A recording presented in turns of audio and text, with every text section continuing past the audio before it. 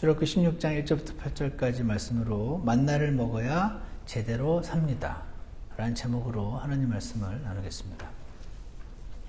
오늘 여러분과 제가 함께 읽었던 출애굽기 16장에서는 유명한 만나 이야기가 나옵니다.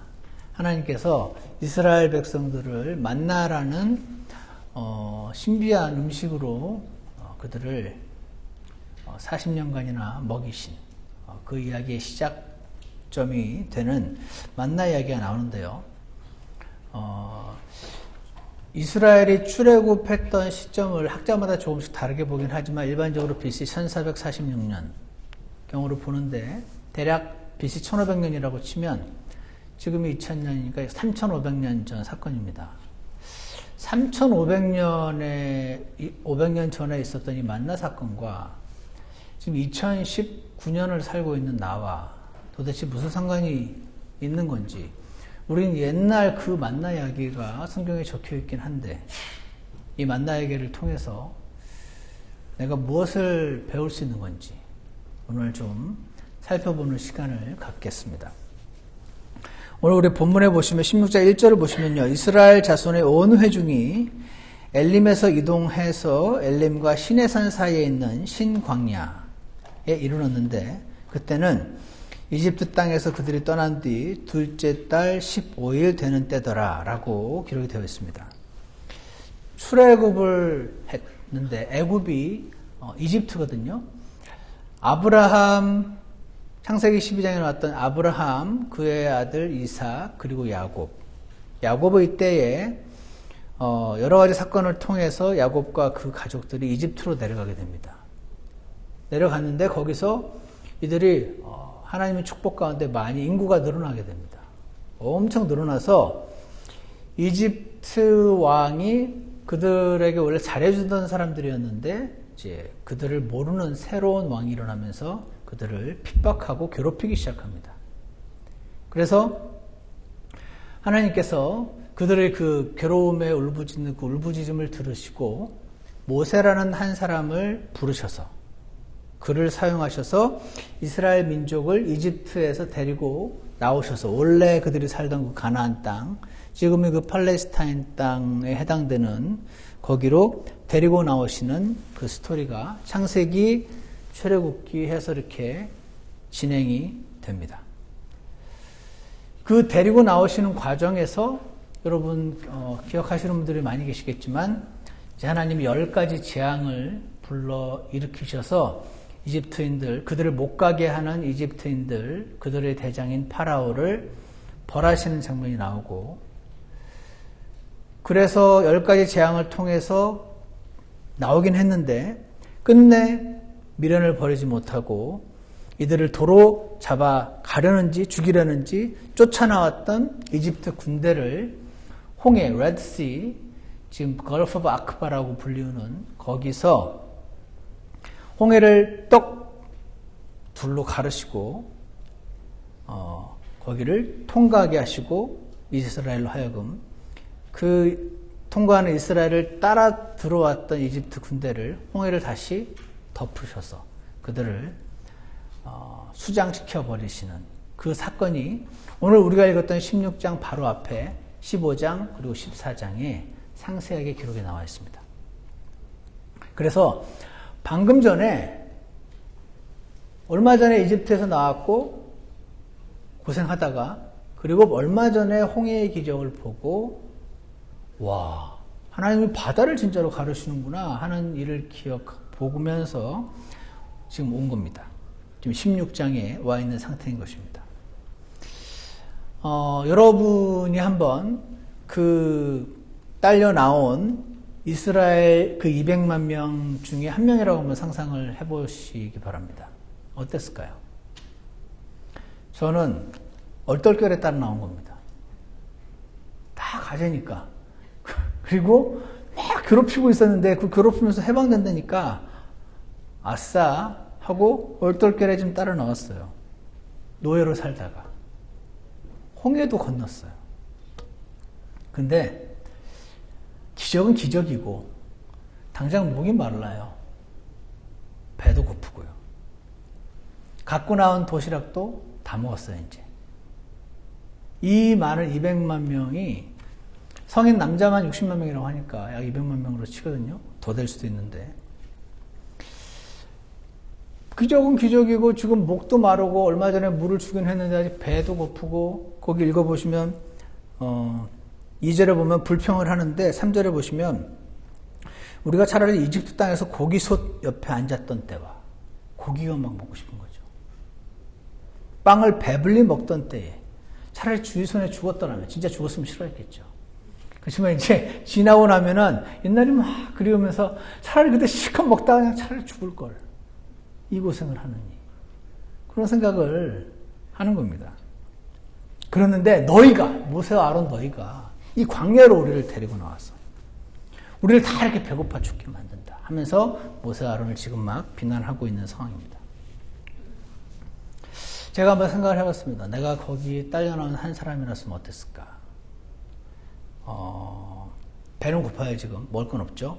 그럼 제가 봤을 때 셋 중 하나인 것 같아요, 옵션은. 첫 번째 옵션은, 배는 고픈데 내 자식들도 내 아내도 배가 고프네. 먹을 걸 찾아 나서는 거죠. 사냥하러. 먹을 걸 찾아 나서거나, 두 번째는 먹을 걸 찾는데 없어요. 그래서 이리로 날 데리고 나온 저 리더를 원망하거나, 세 번째는 내가 이렇게 내 자식을 이렇게 광야에서 배불리 먹일 수도 없는 무능한 아버지란 말인가 하면서 자기를 무능한 나를 원망하거나, 그래서 막 낙담되고 우울하고 이럴 바엔 차라리 죽는 게 자살하고 막 그런 거. 이 세 가지 방법 말고 다른 옵션이 없는 것 같더라고요. 그런데 네 번째 옵션이 하나 더 있어요. 근데 이거는 너무 딴 나라 이야기입니다. 이 네 번째 옵션은 뭐냐면 이렇게 생각하는 겁니다. 지금 배는 고파. 당장 죽을 것 같아요. 근데 지금 이 상황이 하나님이 시작하신 상황이지 하는 거예요. 가만히 생각해. 가만히 있어봐. 이게 진짜 저기 모세가 우리를 데리고 나온 건가? 아니잖아. 하나님이 그 기적, 홍해의 기적, 그 10가지 재앙 하나님이 시작하신 거잖아. 그리고 생각하면서 하나님을 만나는 거. 이게 네 번째 옵션입니다. 어떻게 생각하세요? 이 네 번째 옵션은요, 현실적으로 보면은 너무 딴 나라 얘기입니다. 근데 하나님이 계속 네 번째 옵션을 우리에게 얘기하시니까 성경을 보면 그렇지, 네 번째 옵션을 살아야지 하고 문 딱 덮고 책 딱 덮고 조문을 나가면은 이제 두 번째 옵션과 1번 먹을 거 지직 찾아 나서거나 돈을 벌려고 잘 안 돼. 그러면 이리로 날 데리고 온 내 남편이나 아버지를 원망하거나, 아니면 내가 스스로 이 가족을 이렇게 세웠는데 그걸 못하는 무능한 나를 원망하거나. 나는 왜 이렇게 능력이 없을까? 우울하고. 요 1, 2, 3번 중에 하나를 선택하기가 너무 쉽다. 저는 그렇게 생각합니다. 여러분 상황을 한번 생각해 보십시오. 여러분 지금 인생에 문제가 있으십니까?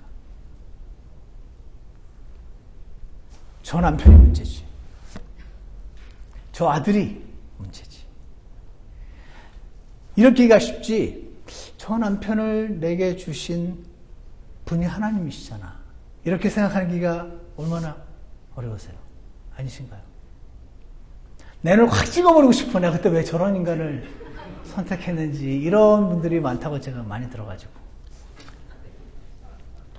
아니면 막 먹고 살기가 막 힘들면요, 저 대통령이 문제지. 이러기가 쉽지. 저 대통령을 허락하신 분이 하나님이시잖아. 이렇게 생각하는 건 완전 딴 나라 얘기 아닌가요? 아니면 저는 개인적으로 일본을 좀 싫어하는 편인데 죄송합니다. 저 일본이 문제지, 저놈들이 우리를 괴롭히니까 문제지. 이러기가 쉽지. 저 일본을 우리나라 옆에 둔 게 하나님의 허락하신 거 아닌가? 이렇게 생각하는 거는 너무 딴 나라 이야기인 거죠. 하나님 허락하심 없이 일본이 대한민국 옆에 있을 수 있나요? 그래서 이 이스라엘 이야기는 예전에는 제가 이 이스라엘은 안 돼. 어쩜 이렇게 방금 전에 기적을 보고 이렇게 불평이 많아 이랬었는데, 사실은 제 이야기고 사실은 여러분의 이야기인 것입니다. 2절을 한번 보세요. 이스라엘 자손의 전체 회중이 광야에서 모세와 아론에게 불평을 합니다. murmur이라고 되어 있습니다. murmur이라는 이 단어는 궁시렁궁시렁 궁시렁궁시렁과 약간 비슷합니다. 대놓고 막 얘기하는 사람도 있는데 murmur이라는 단어 자체가 그런 뜻이더라고요. 궁시렁궁시렁 마음에 안 들어. 수고수고 그런 거예요. 불평하며 이스라엘 자손이 그들에게 이르되 우리가 차라리 이집트 땅에서 고기손 옆에 앉았던 때와 고기도 있고 빵도 있던 그때에 차라리 실컷 먹고 주의 손에 죽었더라면 차라리 좋았겠다. 이 고생을 하는. 근데 너희가 이 광야로 우리를 데리고 나와서 이 전체 우리를 굶주려 죽게 하는도다. 이렇게 말을 하고 있습니다. 그랬을 때 4절을 보시면은요. 그때 주께서 모세에게 이르시되 보라 내가 너희를 위하여 하늘로부터 빵을 비같이 내리리니. 하늘에서 빵이 막 비처럼 쏟아지는 거는 너무 초자연적인 일이죠. 백성이 날마다 나가서 정한 영을 거두래요. 그러시면서 6째 날에는 매일 나가서 이제 하늘에서 빵이 비같이 내릴 건데 그거를 이제 거두어서 먹으면 된다. 근데 6째 날에는 이제 안식일에는 일하면 안 되니까 그들이 자기들이 가져오는 것을 예비할지니 그것은 그들이 날마다 거두는 것의 2배가. 그러니까 매일 그날 먹을 거 나가서 거두는데 6째 날에는 2배를 걷어서 그날 거 먹고 그 다음 날은 안식일이니까 나가서 거두지 말고 그냥 먹고 이렇게 하라고 말씀을 하십니다.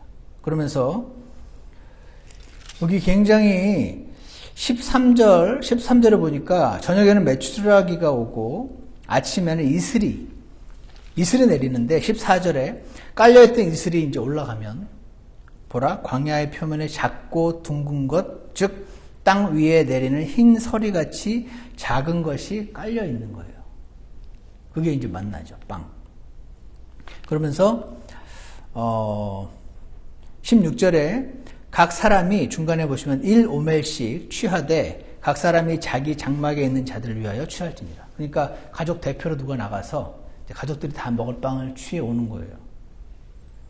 그리고 나서 19절 아침 다 먹어라. 그날 거둬온 만나는 다 먹어라. 아침까지 남겨두지 마라. 그럽니다. 근데 이렇게 말해도 꼭 말 안 듣는 분들이 계시죠. 그래서 아침까지 남겨둡니다. 어떻게 됩니까? 20절 그럼에도 불구하고 그들이 모세의 말에 귀를 기울이지 아니하고 그냥 하는 말이야. 귀를 기울이지 아니하고 그들 중에 몇 사람이 그것을 아침까지 남겨뒀어요. 그랬더니 벌레가 생기고 냄새가 나더라는 것이죠. 보통 하루 만에 그렇게 잘 안 되죠. 제가 지금 드리는 이 말씀을 잘 보면 이 만나는 supernatural, 초자연적인 하나님의 선물이었구나 하는 것을 보게 돼요. 만나는요 그냥 일반 빵이 하늘에서 이상하게 내린 게 아니고 아주 초자연적인 것이었다 하는 것을 볼 수가 있습니다. 그리고 나서 25절에 안식일, 그 다음날이 안식일이면 이제 그 전날은 2배를 거두라고 그랬잖아요. 근데 또 말을 안 듣는 사람이 있어요. 25절 오늘은 그것을 먹으라. 오늘은 주께 안식일인즉 오늘은 너희가 그것을 들여서 찾지 못하리라 그러는데 엿새 동안은 너희가 그것을 거두다. 7째 날은 안식일인즉 그날엔 아무것도 없으리라 하는데 27절 7째 날에 백성 중에 몇 사람이 거두러 나갔다가 그날 하지 말라 그랬는데 굳이 또 거두러 나가는 사람들도 있는 거죠. 그냥 하는 말이야. 가면 다 있어. 그겁니다. 이 딱 6일 동안 오고 7일째는 안 오고 거두는데 그날 꼭 다 먹어야 돼. 그 다음날 있으면 막 냄새도 나고 이거 이 초자연적인 하나님의 선물. 그리고 아침에 먹어야 돼요. 해가 뜨면 녹아버린대요. 이처럼 만나는요 땅에서 나오는 그냥 일반 음식이 아니었어요. 아니고 하늘에서 비처럼 빵이 내린 슈퍼내추럴한 것이었고 시편 78편 24절과 25절에 보면 하나님이 그들에게 만나를 비같이 내려 먹이시고 하늘의 곡식을 그들에게 주셨느니라 라고 나왔습니다. 이게 하늘의 곡식이었구나 하는 걸 알 수 있고 그러면서 사람이 천사들의 음식을 먹었으며 라고 말합니다. 천사들의 음식이라고 불리는 어떤 것입니다. 자, 그래서 첫 번째 제가 보니까 만나는 초자연적인 하나님의 선물이었는데, 그러면 아까도 말씀드린 것처럼 그럼 3,500년 전에 그 만나, 그때는 그렇게 걷어 먹었다, 그 얘기가 나와 있는데, 지금 우리는 만나가 내리는 것도 아니고 어떻게 해야 되는 것이, 이 모든 성경은 하나님께서 영감으로 주신 것으로 우리의 유익을 위해서 주셨다고 하셨는데, 이 만나를 보고 우리는 뭐를 배워야 되는 건가? 제가 처음에는 당연히 만나는 하나님 말씀이지, 하나님 말씀을 매일 먹어야지 하는 이렇게 생각을 하고 일단 신명기 16장을 봤는데, 엄밀히 말하면 성경에는 만나가 하나님 말씀이라는 말은 없어요. 대신에 이런 말씀이 있어요. 무슨 말씀이냐면 요한복음 6장에서 31절에서 기록된 바 모세가 그들에게 하늘로부터 빵을 주어 먹게 하였도다 한 것 같이 우리 조상들은 사막에서 만나를 먹었나이다 라고 바리새인들이 예수님께 말하는 장면이 나옵니다. 그때 예수님께서 진실로 진실로 내가 너희에게 이르노니 모세가 너희에게 하늘로부터 그 빵을 주지 않았고 내 아버지께서 줬던 건데, 너희에게 하늘로부터 참빵, 진짜 빵, 참빵을 주시나니 하나님의 빵은 하늘로부터 내려와 세상에 생명을 주는 자니라 라는 말씀이 나왔습니다. 즉 3,500년 전에 있었던 그 만나, 그 빵은 그림자다. 그 실체는 예수님이시다. 그 얘기를 요한복음 6장에서 3,500년 전에 있었던 그 만나 이야기를 하시면서 내가 참빵이다. 그때 너희가 만나를 먹고 살았던 것처럼 나를 먹어야 된다. 그랬더니 이스라엘 사람들은 문자 그대로만 받아들인 사람이었어. 내가 저자의 살을 뜯어 먹어야 되는 건가? 이렇게 질문하는 장면이 나옵니다. 먹는다는 것은 믿는다는 뜻이고 신뢰한다는 뜻이고, 한번 구원받았을 때 우리가 행사했던 그 믿음을 포함한 매일매일 그분을, 예수님께 나아가서 그분을 만나는 거, 그래서 영적인 생명을 얻게 되는 거, 영적인 생명을 한번 받은 걸로 그치지 않고 계속 인조하는 거, 그거를 예수님을 먹는다라고 은유법으로 지금 설명을 하시고 있는 것입니다.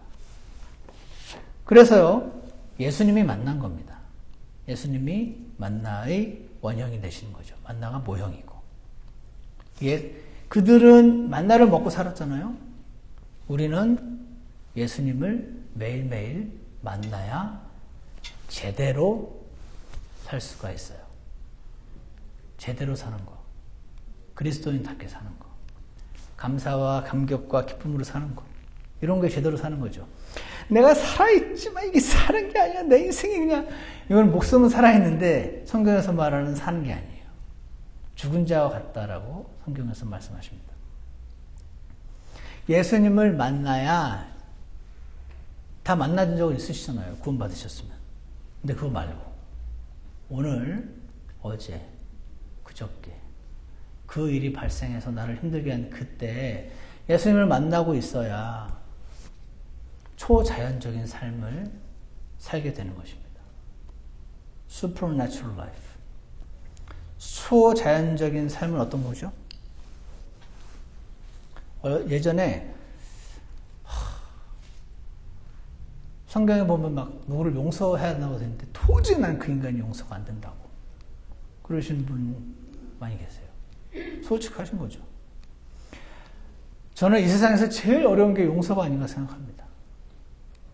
용서란 말은 누군가 나한테 상처를 줬단 말이잖아요.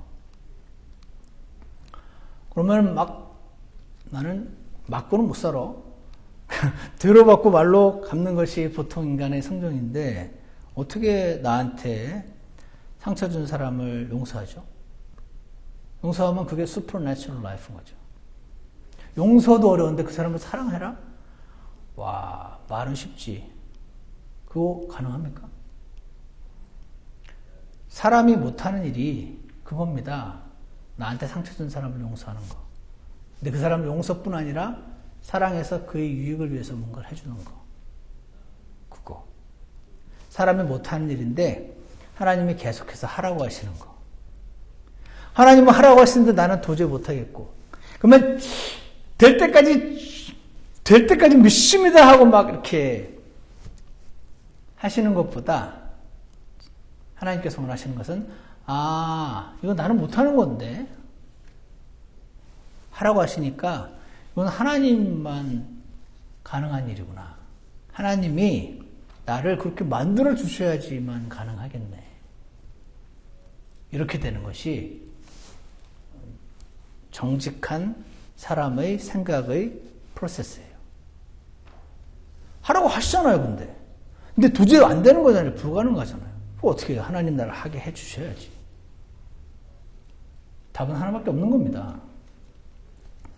그게 초자연적인 삶인 겁니다. 제대로 사는 삶이란 초자연적인 삶인 것입니다. 또 하나의 초자연적인 삶이 하나 있습니다. 저를 항상 괴롭히는 말씀. 뭐냐면 너희가 여러 가지 시험에 빠질 때 그것을 다 기쁨으로 여기라. 기쁨은 얼어 죽을 그냥 막 찔찔 짜고 막 괴롭고 끝까지 견디어내리라 하고 내가 견디기만 하는 것도 내가 어려워 죽겠는데 기쁨으로 여기라는 말씀. 이거는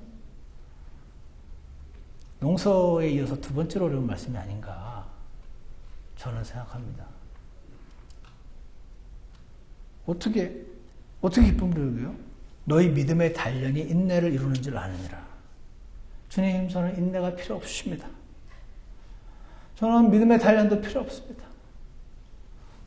이렇게 되는 게 그냥 보통 사람인 거죠. 이게 두 번째로 불가능한 초자연적인 삶이 아닌가 저는 생각하는데 여러분 어떻게 생각하세요? 또 많이 있죠. 제가 생각한 두 개는 이거예요. 나한테 상처 준 사람을 용서하고 사랑하는 거랑 시험을 만나는데 기뻐하래.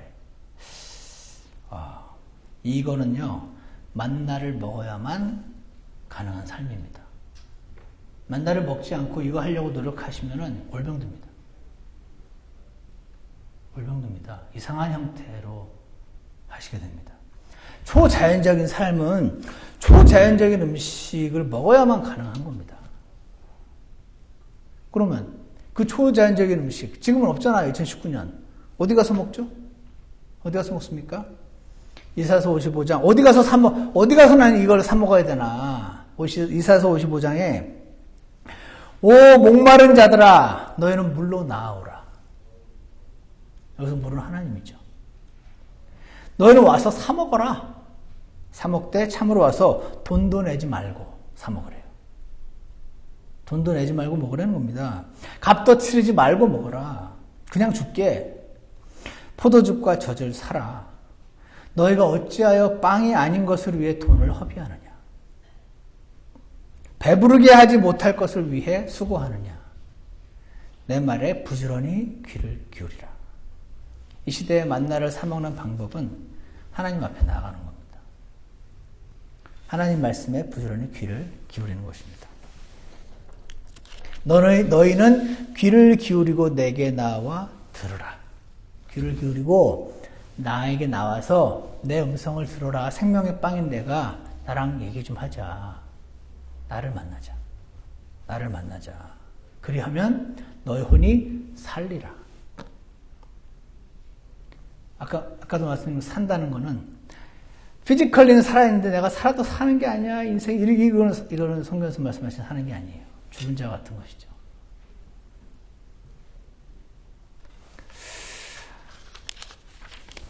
Supernatural life 기억하시기 바랍니다. 하나님께서 저와 여러분에게 원하는 것은 초자연적인 삶이세요. 초자연적인 삶은요, 초자연적인 만나를 먹어야 살 수가 있습니다. 참빵이신 예수님과 만나고 있으셔야 살 수가 있어요. 예전에 제가 이런 비슷한 말씀을 전했더니 저희 교회 한 어떤 분이 아이고 목사님 나는 그런 라이프 안 원합니다. 난 초자연적인 삶 필요 없습니다. 아이고 피곤해라. 그러시는 분이 계셨었는데 어떻게 생각하세요? 근데 그거 아십니까? 여러분과 제가 살고 있는 이 세상이 고장난 세상이에요. 그리고 다 집에서 오냐 네가 최고다라고 하면서 자란 아이들이 커가지고 다 본인이 최고인 줄 알고 나는 이런 삶을 살 사람이 아니라고 생각하는 사람들이 내 주변에서 나를 괴롭히는 고장난 세상에서 고장난 사람들과 우리가 인터랙션 하면서 사는 거거든요. 그래서 초자연적인 삶을 살지 않으면 불가능해요. 행복한 삶을 사는 건. 기억하십시오. 첫 번째, 초자연적인 삶은 초자연적인 만나를 먹어야만 살 수 있다 하는 것입니다. 두 번째는요. 16장 2절에서 4절에 나와 있는데 아까도 읽었지만 이들이 막 불평하죠. 불평했을 때 잘 생각해 보세요. 저는요. 우리 애들이 불평하면서 뭐 해달라고 그러면 절대 안 해줘요. 하나님도 불평하는 거 굉장히 싫어하십니다. 근데 지금은 불평했는데 그대로 들어주세요. 원래 어릴 때는 좀 봐주시는 거죠. 어릴 때는 좀 봐줘요. 그러면서 이 불평하는 이들을 향해서 하나님께서 하늘에서 비같이 만나를 내려주시죠. 이것은 뭐냐면 만나가 초자연적인 불평 해독제였다 하는 것입니다. 초자연적인 만나는 초자연적인 불평 해독제가 만나였다는 것입니다. 제가 운동하다가 아시던 것처럼 다리를 다쳤잖아요. 다리를 다쳐보니까 제 오른쪽 종아리 근육이 파열이 됐다가 이제 거의 다 났는데 와 이게 너무 불편한 겁니다. 일단 운전을 못해요. 오른쪽 다리여서. 이렇게 하는 게 안 돼요. 지금 잘하는데. 그리고 제가 토요일날 이제 멀리 사니까 교육관에 와가지고 이제 사랑방에서 자잖아요. 근데 사랑방이 그렇게 계단이 많은지 몰랐어요. 화장실 가는 게 너무 힘든 거예요. 그래서 사랑방에서 자는 것 자체가 너무 힘든 거예요. 그래서 사랑방에서 자는 거 아무것도 안 줄 알았더니 야 다리 다치니까 이게 엄청난 일이구나 하는 걸 알게 돼요. 네, 계단 내려가고 올라가고 서 있을 수가 없으니까 제가 설교도 앉아서 했잖아요. 샤워도 못해요. 샤워도 앉아서 해야 된다. 의자 갖다 놓고 앉아서 샤워하는데 삐껴도 넘어갈 뻔도 하고 와 이게 매일 밥 먹고 그리고 제가 나가서 우체통에서 우편물 체크하는데 그것도 거기 한번 갔다 오면 온몸에 땀이 비오듯이 나고 힘드니까 야 네가 갔다 와 그렇게 하는 거죠. 그 차 타고 오는 이 2시간이 발을 내려놓고서 발이 부으니까 올리고 있어야 되는데 너무 힘든 거예요. 그리고 오른쪽 무릎이 다쳐서 왼쪽에 힘을 주니까 왼쪽 무릎이 이제 아프기 시작하는 거죠. 야, 그래서 제가 이걸 해보니까 이게 금방 낫는 거니까 이렇게 생각을 했는데 처음 1, 2주 정도 효도가 별로 없었거든요. 그러니까 기분이 나쁜 거예요, 제가. 기분이 막 나빠요. 우울하더라고요, 좀. 나을 거라고 생각하고 이건 뭐 되게 시리어스한 병이 아닌 거 다 아는데 기분이 안 좋고 항상 기뻐하라고 안 돼. 감격? 아유 말도 안 돼. 뭐 그렇더라고요. 근데 지금은요 이제 거의 다 났어요. 약간 뻣뻣해서 한 2주 되면 탁구도 칠 수 있을 것 같아요. 거의 다 나았더니 기분이 좋아요. 그래서 한 가지 놀라운 사실을 깨달았습니다. 뭔지 아십니까? 아, 나는 다리를 다치면 기분이 안 좋고 다리가 나오면 기분이 좋은 사람이구나. 대단히 심오한 깨달음은 아닌데 아, 사람이 이렇구나. 다리를 다치면 기분이 나쁘고 다리가 나오면 기분이 좋고 다리를 다쳤는데 막 기분이 좋고 어떤 사람이 다리가 나았는데 기분이 나쁘고 이러진 않는다는 거죠. 사람은 그런 존재라는 거예요. 근데 이건 초자연적인 삶이 아니잖아요. 믿지 않는 사람들도 다리 다치면 기분 나쁘고 다리 나면 기분 좋잖아요. 이건 초자연적인 삶이 아니에요. 그래서 아까도 말한 거예요. 아, 목사님, 저는 초자연적인 삶 필요 없어요. 하시는 분이 계세요. 그저 건강을 주시옵소서. 돈벼락을 맞게 하여 주시옵소서. 출세하게 하여 주시옵소서. 이렇게 하는 겁니다. 그러면 다 좋잖아요.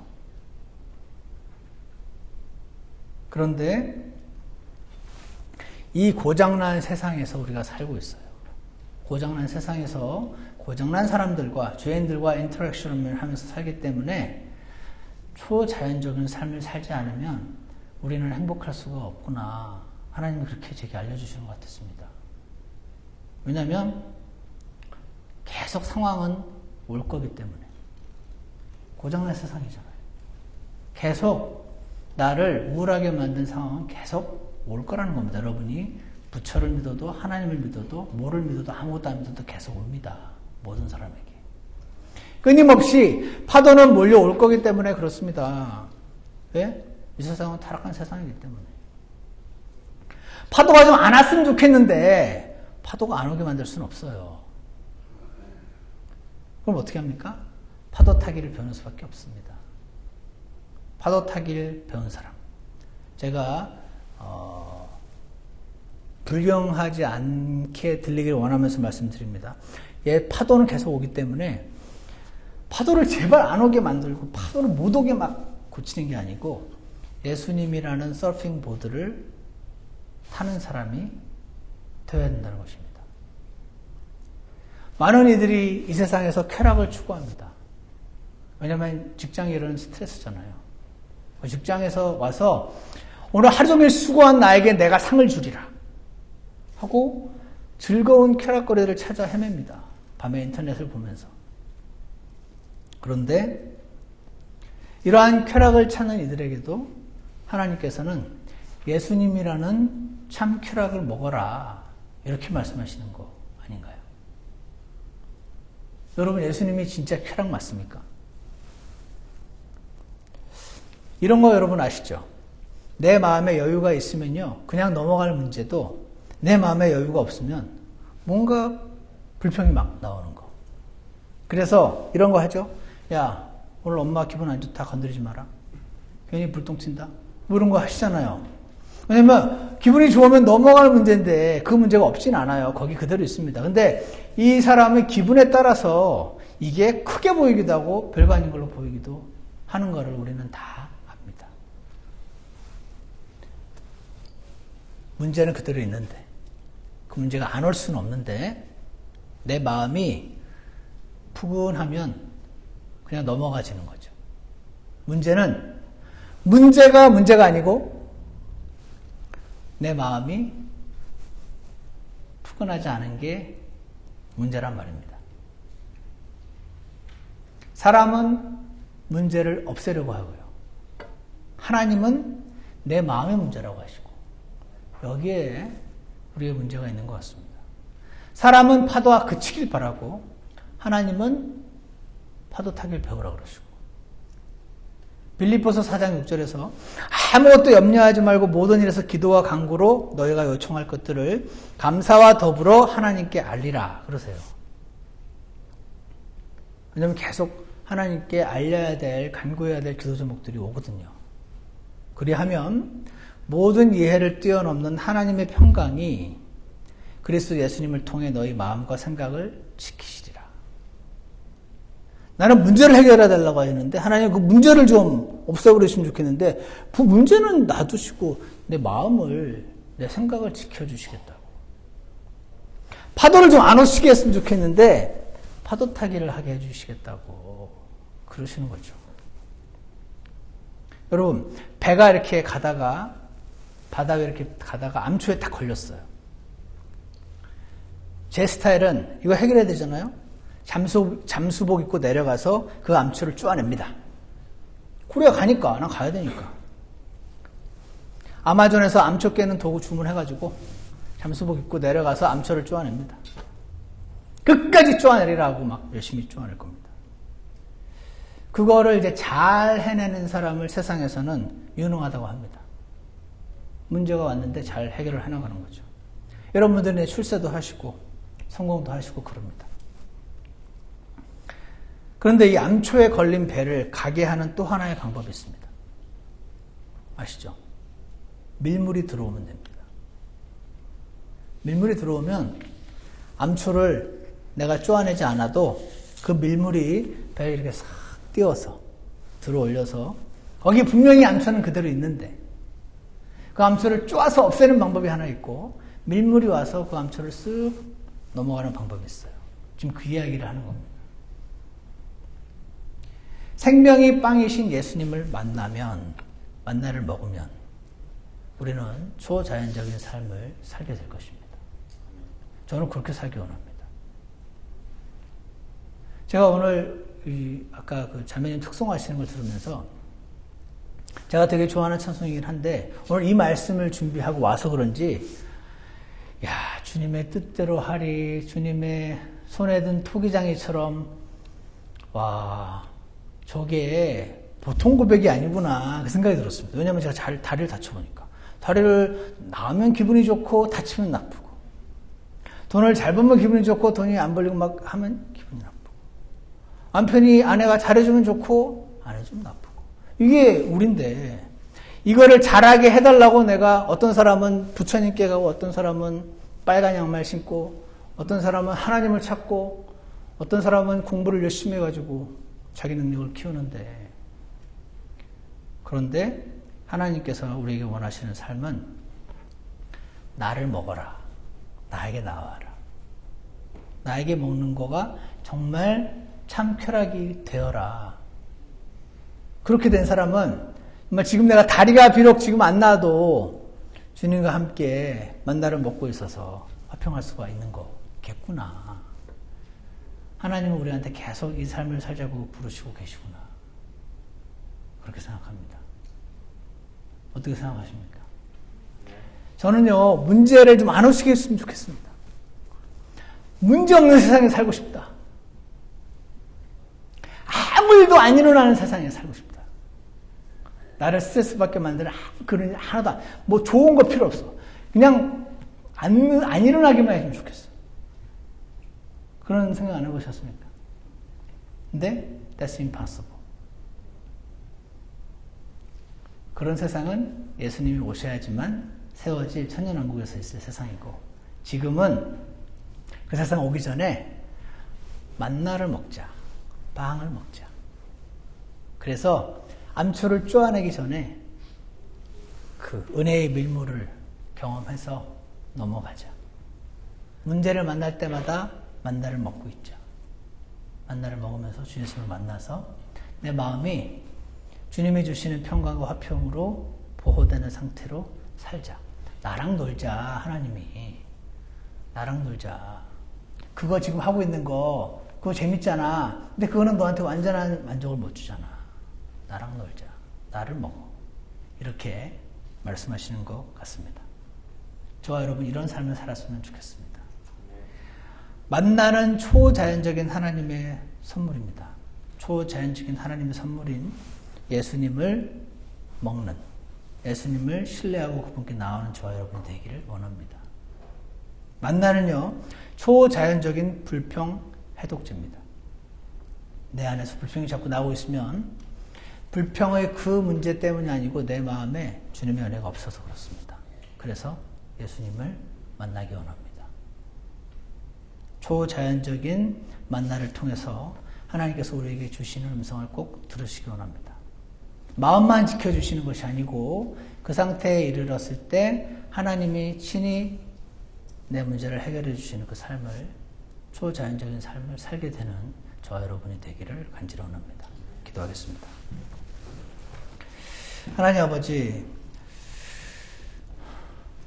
우리의 인생은 길을 가다 보면 자꾸 한숨이 나오는 그런 삶을 우리가 살고 있음을 고백합니다. 고장난 세상이어서 고장난 사람들이, 고장은 났는데 똑똑한 사람들이 만들어가고 있는 세상이어서 이 세상에서는 참된 화평과 참된 만족을 가질 수 없음을 주님 앞에 고백합니다.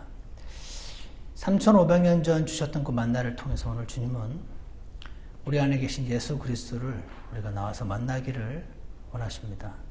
주님, 제가 다른 곳에서 삶의 만족을 찾지 않게 하시고 참 만나이신 예수님을 먹는 자가 될 수 있도록 주께서 도와주시기를 간절히 원합니다. 우리 안에 있는 불평과 어려움과 힘든 것과 한숨은 이 세상을 살아가는 보통 사람으로서 경험할 수밖에 없는 정상적이고 자연스러운 것임을 주님 앞에 고백합니다. 초자연적인 하나님께서 초자연적인 만나를 주셨던 것처럼 참빵이신 예수님 만나게 하셔서 파도 타기를 배우면서 사는 자들 되도록 우리 모두를 축복하여 주시옵소서. 예수 그리스도 이름으로 기도드렸습니다. 아멘. 우리 다 같이 일어나셔서 찬송가 343장 십자가 그늘 아래 343장 함께 부르시겠습니다.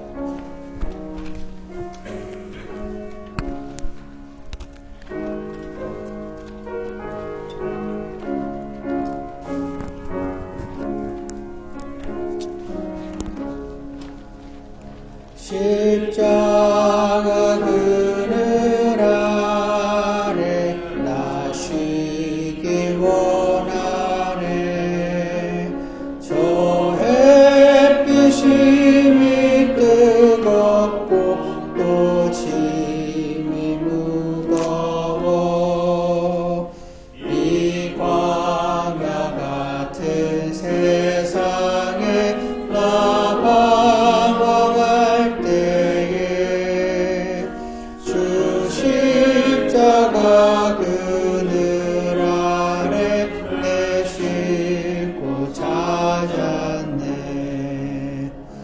내 눈을 밝히 떠서 저 십자가 볼 때 나 위에 내신 죽으신 주 예수 보이네.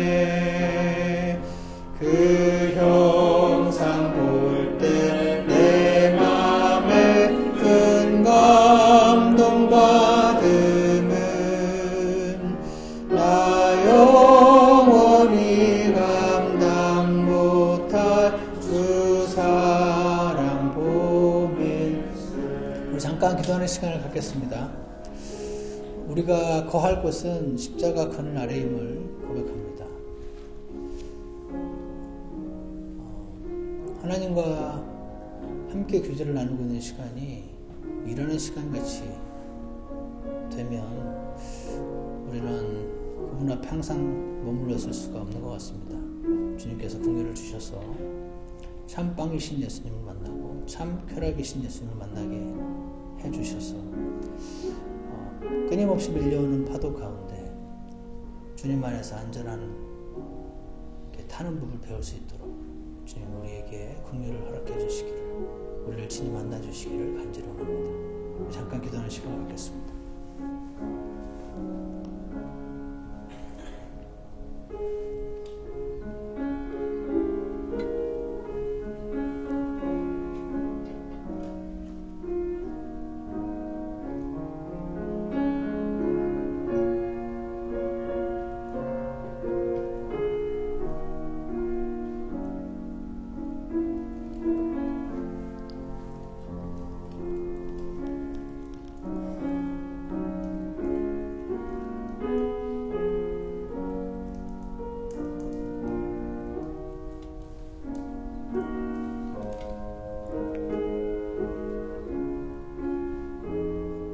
기도가 끝나신 분들은 함께 3절 부르시겠습니다.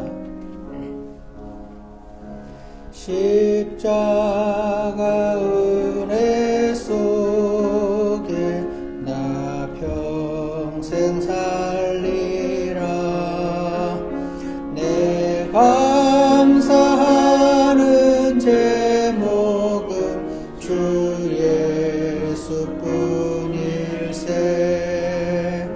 이 세상 나를 버려도 주 나를 사랑해.